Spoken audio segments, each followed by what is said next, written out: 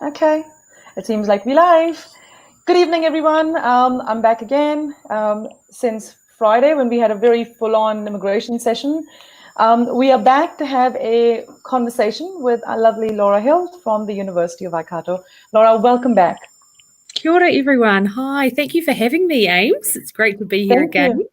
Thank you. And just to let you know that I think you are the first one that starts our second round of the series, which is great. And you are our first guest that we wanted to bring back for a second round after the fantabulous success and the viewers that we had going through our first session. So I really appreciate you doing this, Laura. Thank you. You're welcome. Guys, for those of you that haven't seen our previous session with the University of Waikato, I do strongly suggest that you see that. We've covered a lot of things, and today is almost like a carry-on session from that one. We are an education and an immigration partner with the University of Waikato, and which is why we're having this conversation. I wanted to get into sort of the next layer of conversations that we had the last time. So we've got a wide range of things that we want to try and cover today. But Laura, first, there's a few new things that have been introduced by the university, and I'm not going to waste any time because last time we ran out of time. So I'm getting straight into things.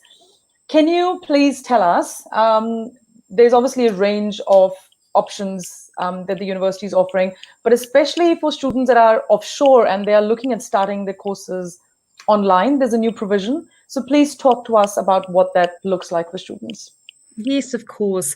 So we are thrilled to be able to have moved majority of our normal regular programs that we teach online. So we've got a number of students from around the world who are now in the process of either applying and accepting offers to study online. So what that does mean is, depending on the level of qualification you're wanting to study, students can commence their studies online, and then when the New Zealand border opens again, you can come and join us for face-to-face teaching.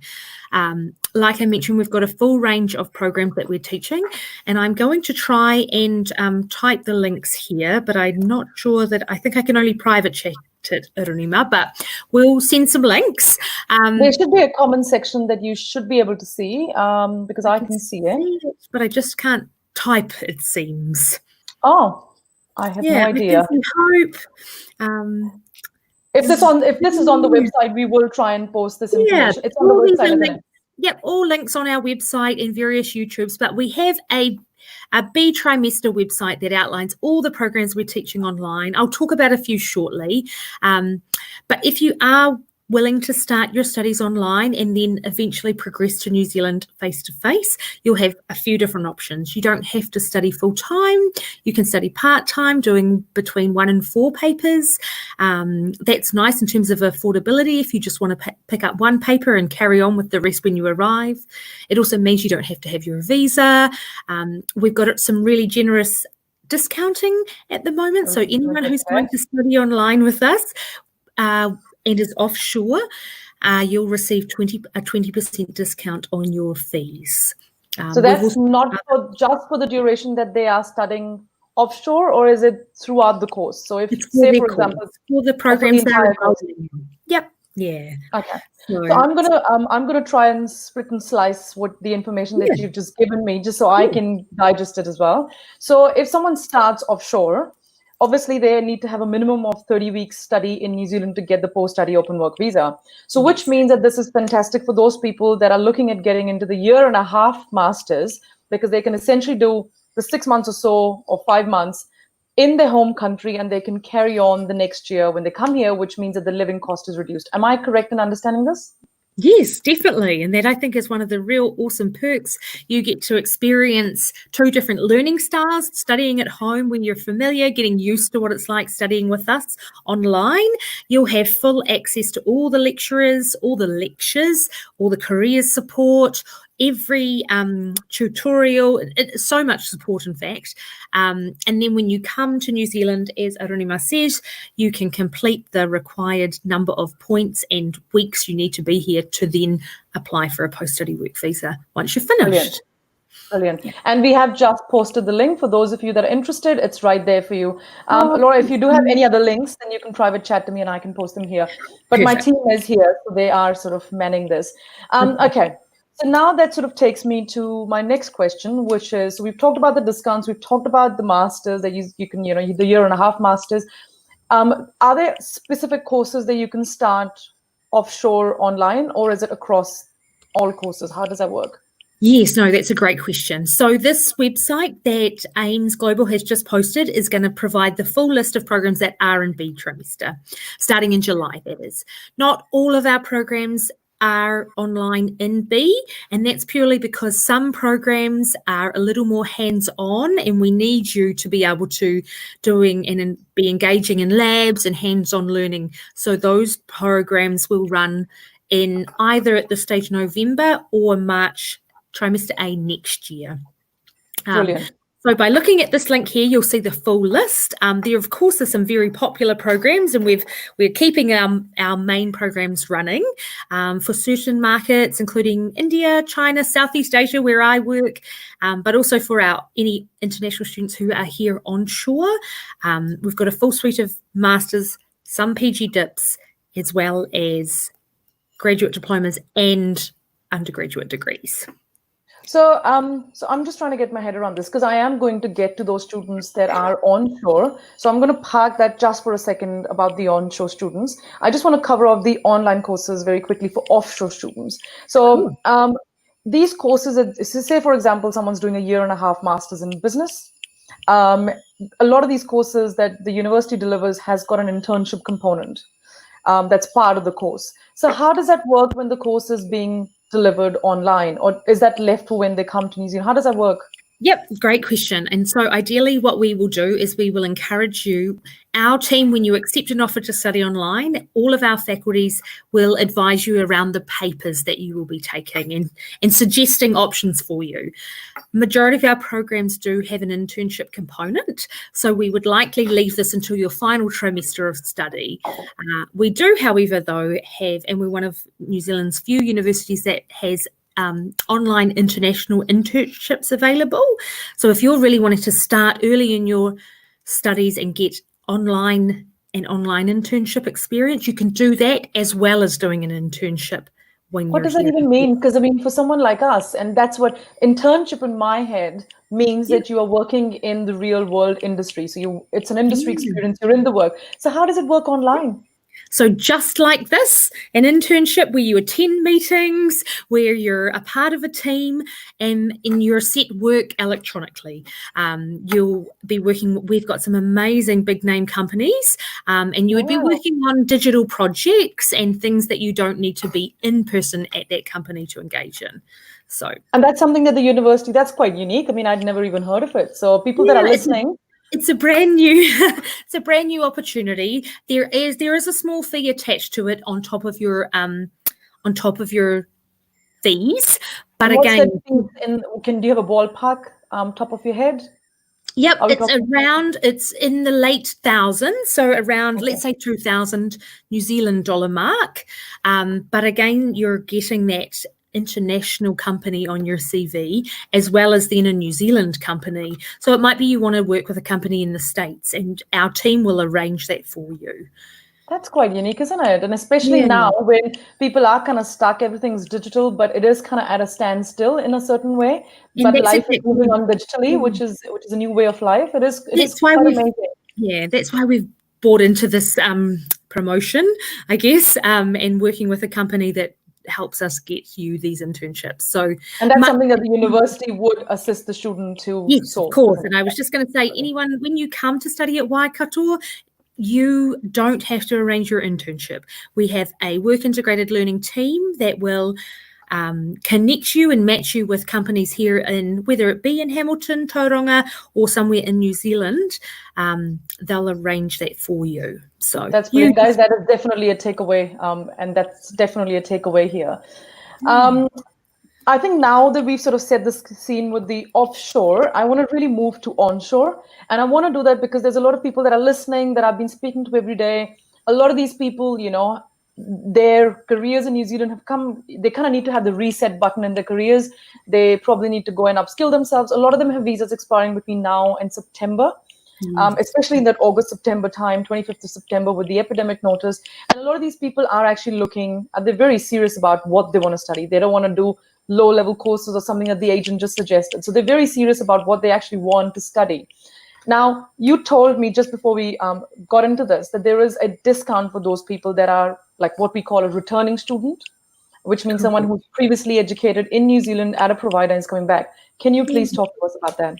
Yes, of course. So that, again, we've got a really big push at the moment on postgraduate promotion because we're acknowledging this group, just like you've highlighted, that onshore we've got a large number of people who are from an international background, who have already done study, have maybe been working or on a different type of visa. So we wanted to put on some offering in the postgraduate space and again give you that discount. So the 20 is again a 20% discount on the course that you enroll in, on all the papers, and it will apply. It will mean that you qualify if you have previously studied in New Zealand. So you need to have done maybe an undergraduate, or you might have done a PG Cert or PG Dip at a New Zealand institution.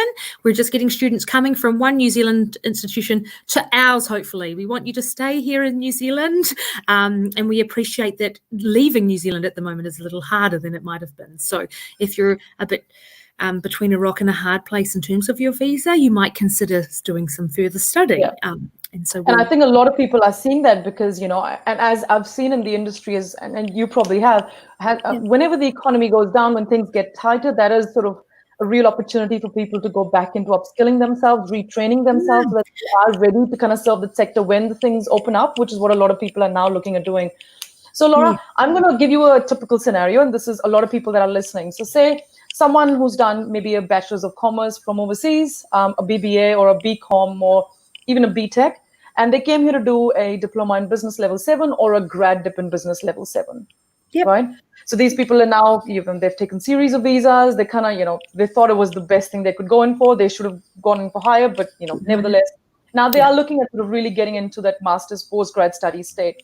The perception that's out there is that to be able to get into a master's, you need to move into a level 8 first and then get into the level 9, into the master's. But I know that, there are some courses that university offers which are for those people that can get into the master's. Can you just give me some options for these people and what they can possibly look at upskilling? So in that business space, we have the Waikato Management School. We are a Triple Crown accredited business school, one of only 40 in the world, and we rank very highly. So we are very much about getting students on pathways into masters or directly into some of our masters. So Arunima mentioned earlier, you might be considering retraining or getting into another new area. We have our most popular program by far in the business space is the Master of Business and Management. So students can come onto this program from any background. Again, you may not even necessarily have a bachelor's degree, but you may have been working in whatever country you're from for a large number of years, whether it be in a family business, and we would consider you to come directly onto that program, taking into consideration your work experience. Those students, like you've mentioned, who have been here onshore, we teach a Master of Digital Business, Master of Management Studies, Master of Business Management, like I mentioned, and next year we will be teaching our MBA to international students as well. So we previously haven't taught our MBA to international students because it was only part-time, but from next year it will be a full-time program. And of course with COVID, it does mean that if you can't be here in person, you can still do some papers online before you come to New Zealand. So there are many options in the business space. So just coming back and wrapping this up, just to give it some shape. So if someone's done a grad dip in Business Level 7, they've been on a series of work visas, they've been here for a few years, they've worked with New Zealand employers in the New Zealand market. I've got two questions for you for these people. So say they were to look at the MBM program, which is the 1-year master's, which you can have from any background, you can get into the master's. My question to you is, one, if you get into the MBM, do these people need to resit their IELTS tests or the English test because that would have expired ages ago? They've obviously worked in New Zealand. Second, does this course actually have internships? Because, that's the whole point of upskilling, so that they can get their careers on the right track. So they're talking to the right employers and they're getting out of those, those dairy shops and the superettes, and they really want to get that career on track. So excellent question. So firstly, in terms of the English, we do normally require students to have done an IELTS within the last 2 years. Again, due to COVID, we have recently proposed to extend that to 3 years, and we're also considering other types of tests. Because you have been living and working in New Zealand, if you can evidence and prove that you have been working in English or studying in English for, again, a minimum of 2 years, we'll be able to consider you. So when it comes to English with the University of Waikato, it's case by case, and we will always come back to you with what we would need and a suggestion around what you could do, especially now that we accept different tests such as Duolingo, IELTS Indicator, and other online tests that you may be able to do easily and cost effectively from your home. But they do have a requirement to take the test, isn't it? We do have a requirement to prove your English level. So if not the test, like I say, it would be evidence of working and or studying in an English-speaking country for more than 2 years. Okay, well, that's great. Yep, that's really good to know. I think, guys, that's another takeaway because, like I said, it is case by case. But some of you, I know for a fact, have worked with fantastic businesses and employers, and now you've kind of, reduced hours, redundancies, businesses being impacted. So that's perfect. And then the second one with internships. Yeah. So with the MBM, yes, there is an internship. It's a 1-month internship. And again, that's always done in the final part of your program anyway. So the MBM program is a 1-year intensive program. It's over 12 months, and you essentially study it in 3 blocks. So you do a block of subjects, a second block, and then a third block. And within your third block, the internship just pulls together everything that you've learned in your previous papers. And then you will, in that third block, you will write a short dissertation around your internship, just pulling everything together. So again, it's all organized for you. Majority will be locally located to our campuses, or again, if you have a particular company in mind or you want to work in a different type of industry outside of the Waikato or Bay of Plenty, then our team will support you with that. Brilliant. So yeah, that's great. And I think those of you that are looking at these options, because I know there's quite a few fantastic people out there that would make very good employees, just haven't had the right platform. This would be quite a perfect opportunity. And the university is offering you a 20% discount on your fees, which is brilliant, which I know we discussed it last time when we were here. So I'm really pleased that that's sort of something that the university is going ahead with. Okay. That then brings me, so those of you that are asking, there's a 20% discount for all onshore returning students. Am I right, Laura? Correct. And returning is the key. You need to have been already studying in New Zealand. Yeah, that's right. And there may be an opportunity to present a case that can bypass you resetting the IELTS test, because a lot of these people will be closer to their deadlines. So there may be an opportunity for that. Now, I want to talk about the teaching course, and then I also want to talk about the engineering course. But I specifically want to talk, so there's teaching courses. The university offers all of the 3 teaching courses, am I right? The grad dip in teaching in primary, secondary, and the early childhood, am I right? Correct, yes. So with all of these 3 courses, can you just describe us, please, what the mode of education is? If these, there's a lot of people that want to do it with the variations on the work visa or, industry placement. So how does that work? If you can just please talk to us about these. So we have a school of education that has a large suite of programs. So whether you're interested in a bachelor's, a graduate diploma, a postgraduate diploma, or a master's in education or teaching and learning, there will be options for you. A very popular program, and one that only a few places in New Zealand teach, one being us, is the graduate diploma in early childhood teaching. Now this, whether you're COVID affected or not, has always been an online program. So we have a large number of students on this program who live in Auckland and complete their studies online. This is all done again via Zoom and various tutorials that you have online with your lecturers. And it's a full year, again, a 1-year intensive program starting in February, so quite early. Most of our programs start in March. But starting in February, you would be engaging online with lectures and tutorials, and then every third of the year, you will have a practical placement. Now, this will mean that you go and you teach in an early childhood centre in the region where you're currently residing. And again, our team in the School of Education will help you arrange that, but you can be doing your study alongside your work or, work it around your lifestyle. So so the next intake for this course is February intake, right? Yes, correct. And that's the only intake for the year, or is there Yes. So our education programs only start at the beginning of each year. So that's all of our programs. The online applications. We also have a Master of Teaching and Learning, which Ames Global has sent a number of students, and we have lots of inquiries in that space. Why the Masters is really exciting is because you don't have to have a teaching qualification background. You can qualify to become a teacher and then register in New Zealand. And being at Masters level, of course, you can bring your whānau, your family to New Zealand. But all of these applications for teaching open later in July. So you've got a bit of time to prepare the documents when you apply for a teaching program with us. You do need referees, 2 of them. Yep. You also need a police check from any country you've lived in longer than 2 years. So if you were like me, I'd need one from 3 different countries, 4, including New Zealand. So there's a bit of documentation to prepare, so you can look at that. Yeah. Brilliant. Laura, I just, there's another question that's come up, and I told you at the beginning that the discount thing is going to be like a top seller today. It says that the website says, I don't know if I can put this on the screen. Can you see that question on the screen? So it says, website says discount only available to students studying online outside of New Zealand. So the page that we've shared with you just there is a page that's directed to offshore students. I will try and find a link really quickly now to another page on our website. I'm sorry for the confusion. No, that's all right. If you find it even after the video, we can always post it, because people will always come back and we can let people know. So hang in there. There comes a friend Ashish Suri to save the day. There you go.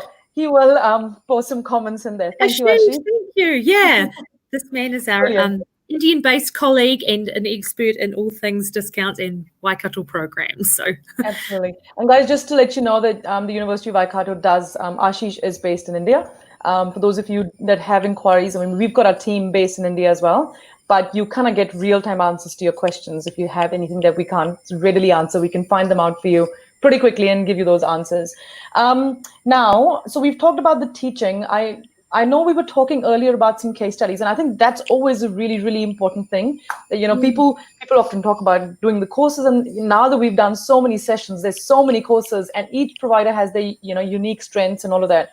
But from my perspective, and when we are enrolling students, I think employability and where they're placed and what happens to them after is a very, very important thing. Can you just talk to us about it? I know you've sent me this link, which I am going to try and paste in here. Again, I'm directing lots of you to our website because we have some fantastic student stories. And for us, our challenge is how we best share them. So we share this information with our agents, but also via our university YouTube site, as well as through our social media and the website, of course. So there are a few case studies here that I've provided the Ames Global team around international students who have come, studied in New Zealand, and then have stayed on and are working in New Zealand. So you'll see there for the Master of Cybersecurity, Vikrant was from India and worked in the Indian police force and is now working here in New Zealand. So there are lots of great examples where you can find out or read similar cases like yourself and see how those students have experienced Waikato. Brilliant. Yeah. Brilliant. Good. One thing I must also add, I'm sorry, is we now also have a brand new Waikato app.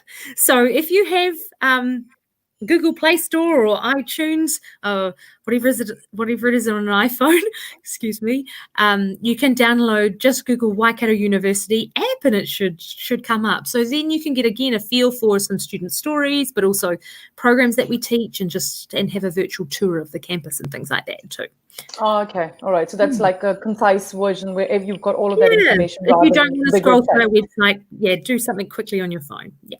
I want to talk to you about the Masters of Digital Business, please. And then I also want to talk about engineering. But with the Masters of Digital Business, Now, since we last did the session, I know we talked about the Master of Digital Business, and in our own business, we know that we can see over the last 8 weeks how the importance of digital business, basically. Our business is digital at this stage, and that's how we can reach out to audiences. That's how our clients are.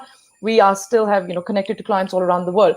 I want to know about the digital business course.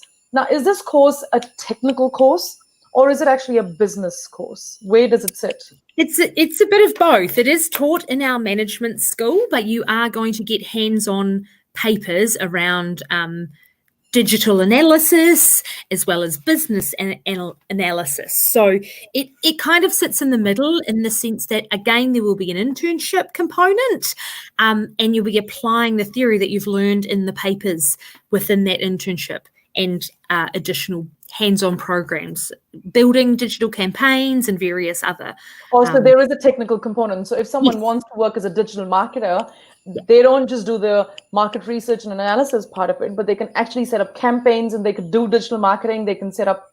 So you'll learn the fundamentals of all digital business and what it means to be working in business in the digital space. Yeah. And I think that is what the world needs going forward, isn't it? We need that digital bend because everything is digital. Now, this course is a 1 year. That's correct. Master? Yeah, and sorry. No, just 180 point 1 year masters. Yeah. So when you say 180 points, is that 3 trimesters? Yes. So it's a full year, one calendar year. Yeah. Okay. Starting all right. in February, July, right through for 1 year. What kind of background do I need to have to get into this course? So again, this is a lovely program that you can come from a range of backgrounds. So we do have people who come from the computer science type of space, business, but we've had students who have come from arts background. You just need to be able to highlight your interest and why you want to go down that track of digital business. Lots of students, of course, come from a business background. The reason why I ask this, Laura, is because obviously when we are counseling our students and advising them on courses, we, like yourselves, don't want to set them up to fail. So, right? Yeah. So we want to put them into a course that they will be able to pass and get. So what kind of skills or knowledge do they absolutely must have before they get into this course to be able to pass it? Is sort of my question. Yeah, no, that's an excellent question.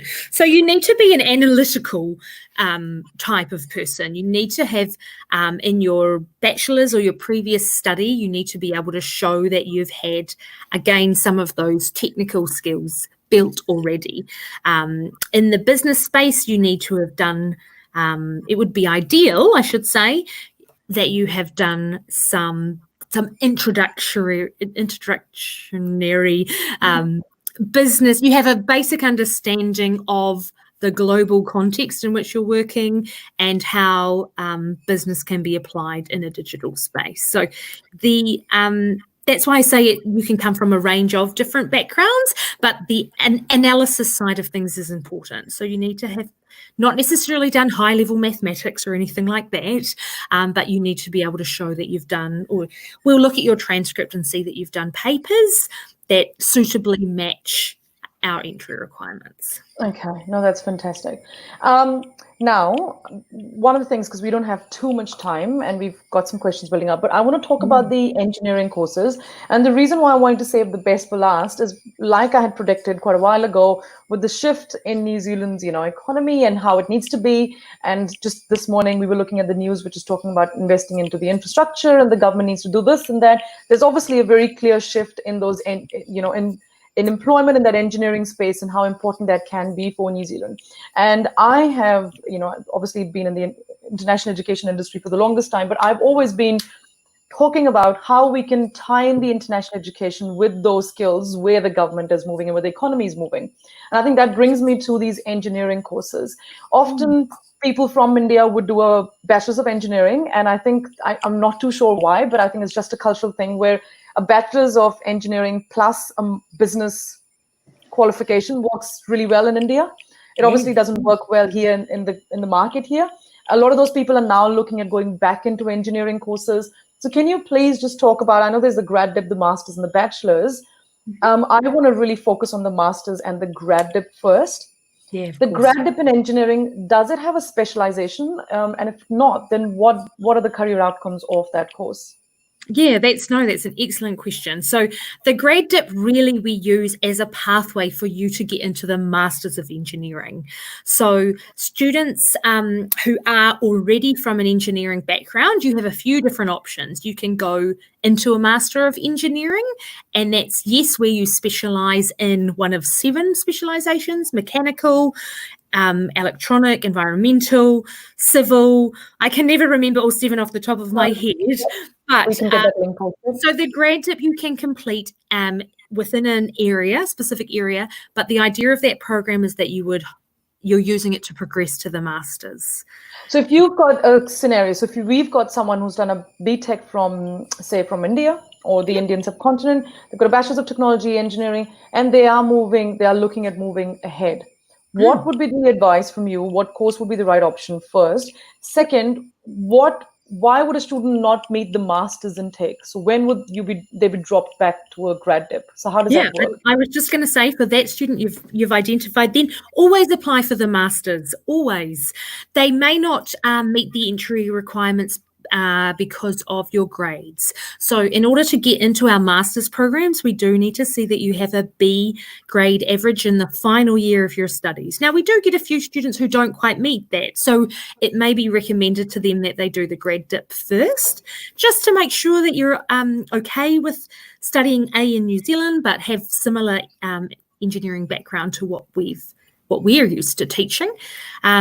But always apply for the Masters at Waikato, because if we deem that you don't quite meet our requirements, we will give you what's called a pathway offer. We'll say, look, we'd love you to study the Masters, you just need to do the grad dip first.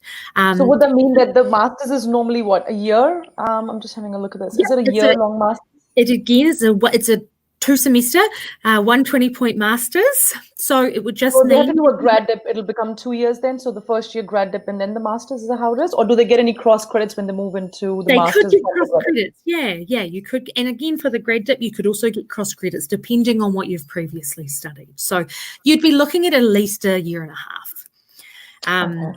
Again, if a student isn't from an engineering background, or if you're wanting that degree where you are building on your engineering but getting some business and engineering, that's where we have a Masters of Engineering Practice. Now, this program was designed with the Indian market in mind, as well as some other countries, Southeast Asia, where we have graduates who are wanting to get some business but carry on learning in the engineering space. So Masters of Engineering Practice is, again, a great program.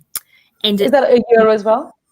That is a year if you are from an engineering background. If we don't deem your background 100% suitable, you'd need to do a year and a half. But it's always recommended to apply for that Masters. And again, in the Master of Engineering Practice, you can specialise in one of a few areas too. Okay, so I just for my own clarity, Masters of Engineering Practice, is that actually delivered in the business schools? Is that a management course, or is it delivered in the actual engineering? It's a combination. Yep, you'll do engineering papers in the engineering school, and then you'll do business papers in the management school. So you do a lovely mix of both, which is really that actually sounds pretty unique, because that actually not just makes you technical, but also makes you technical but understand the business and the management and apply those principles in your workplace, isn't it? So yes, most definitely. And in that success stories link that I've shared earlier, you'll see a number of students for, I think, engineering practice, where you can see what they've gone on to do. Okay. All right. No, that's good. I'm just trying to see what else, and I've got so much. I can literally just pick one more question out of there. I want to ask about RPLs, the recognized prior learning. And I know I did touch on this in my last session. With an RPL, does the student, so say, for example, there's students that are studying Bachelor's of Technology or BBuzz or something in India, and, there's been a lockdown in India and the situation's quite dire, things have kind of on hold. And if once the borders do open, if they are looking at coming into New Zealand and transferring into New Zealand to continue on with their study, is there an RPL opportunity, which is the cross-credit opportunity first? The second question is, if someone's done that qualification quite a while ago, so say they've done a Bachelor's of Engineering quite a few years ago, or they haven't finished, or they've done a Diploma in Engineering, and they want to move into the Bachelor's of Engineering, within what time frame in the last few years does that overseas qualification need to be completed, if that makes sense? Yeah, of course. So the short answer is yes, we have RPL. We have a number of students who go through what we call a credit application process. So you just do this alongside your regular application to the university. You can apply for credit. When it comes to the duration, again, we do look at credit applications, each and every one of them on a case-by-case basis. What you have to provide is, of course, your transcripts and details, but you have to be able to identify when you studied and what specifically you studied. So this is where it maybe can become a little bit hard for some of you who maybe studied more than 10 years ago, and you have to suddenly go back to your university and say, oh, what was taught in this paper? So ideally, you will have studied in the last 2 to 5 years, but it is case by case. So Brilliant. We welcome you to apply for credit. I mean, why not? Try, and you don't have to be repeating and spending additional funds on things when you could be doing other more interesting papers or shortening the duration of your study. So just for people that are listening that will be looking at this when the borders do start opening, my understanding is the process to apply for an RPL is that you apply for the admission first, you get admitted into the course, and then you make an application for the RPL. Is there a fees associated with the process, and how long does that normally take? Yeah, that's great. So you can kind of do it two ways. The best way I suggest is that through Ames Global, if you're working with these guys as an agent, you would apply for RPL at the same time as applying for your program.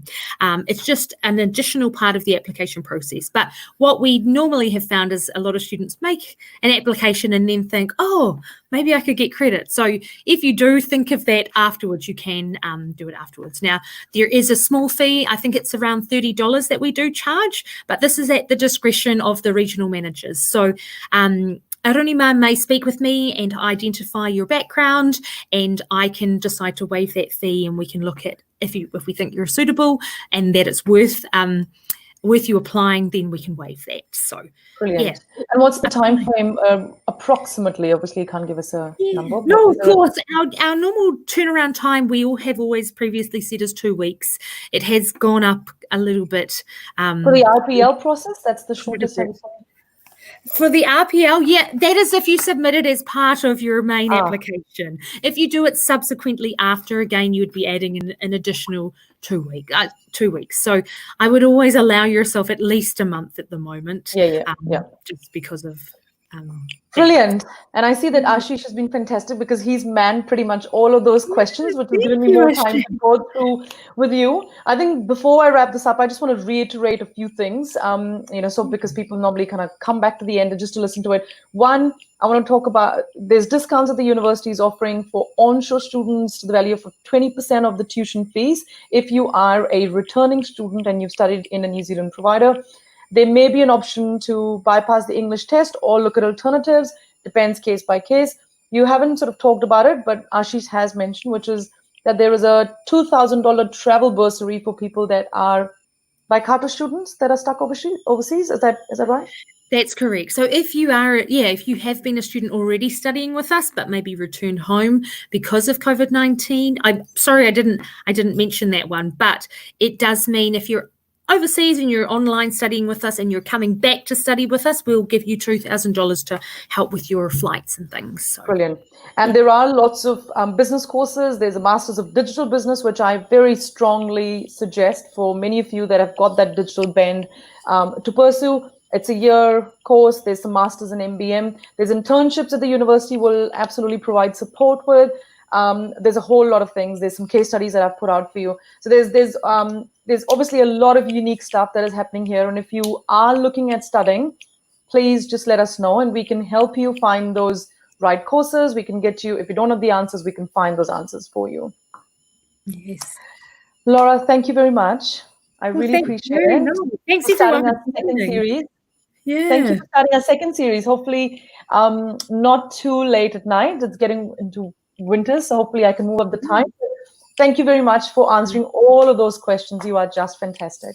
No, thank you. And I can't recommend to everyone attending the AIMS Global team enough. They are in such regular contact with my colleague Ashish and myself, and we know them as our whānau, our family. So we trust them wholeheartedly to provide you with the accurate information and send students to us. So I wasn't paid or told to say this.